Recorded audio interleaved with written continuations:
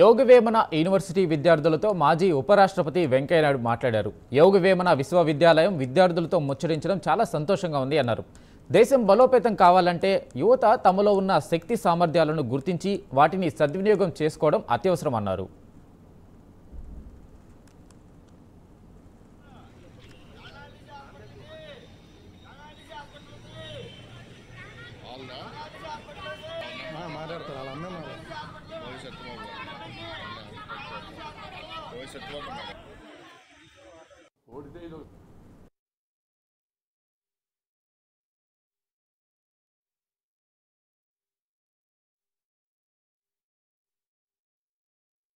సవాలు అనుకోవాలి.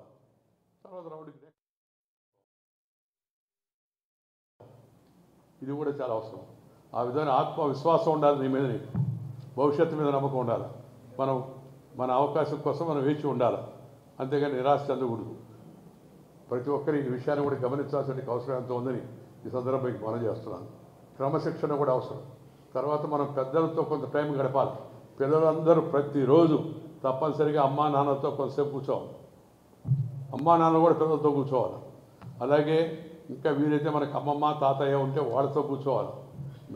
నాకు ఇంత తెలివి రావడానికి కారణం సగం కారణం మా తాత మా అమ్మమ్మ చిన్నప్పుడు నాకు ఇచ్చిన లోక జ్ఞానమే వాస్తవంగా నన్ను అక్కడి దాకా తీసుకెళ్ళిందని అనుకుంటున్నాను. శిక్షణ పాటించాలా, ఏ పార్టీ నమ్ముకుంటే దాంట్లో ఉండాలా, అలాగే ప్రజలతో నిత్య సంపర్కంలో ఉండాలా. మూడవది వాళ్ళ ప్రవర్తన కాస్త ఆదర్శంగా ఉండాలి. అసెంబ్లీలో పార్లమెంట్లో ఇప్పుడు జరుగుతున్న సంఘటనలు చూస్తే చాలా బాధ కలుగుతుంది. మనకి ఒకరికొకడు మైకు ఎదుర్కొట్టడం, బెంచ్ ఎదుర్కొట్టడం, బయటకు రాని సంగతి చూస్తా అంటాడు. బయట ఉన్నవాడు గెలిపించి లోపలికి పంపిస్తే ఇప్పుడు బయటకు రాని సంగతి చూస్తాను. ఓడితే ఇది ఒక సవాలు అనుకోవాలి. తర్వాత